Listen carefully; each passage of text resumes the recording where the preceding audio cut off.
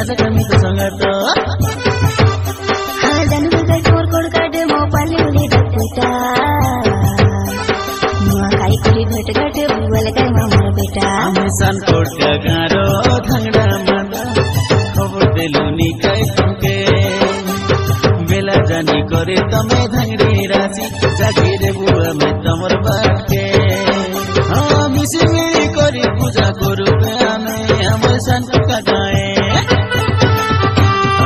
देखिया से गणेश पूजा अमर गाए सतरे ननी 19 तारीख मंगलवार दिन आज काई तमे बेला जानी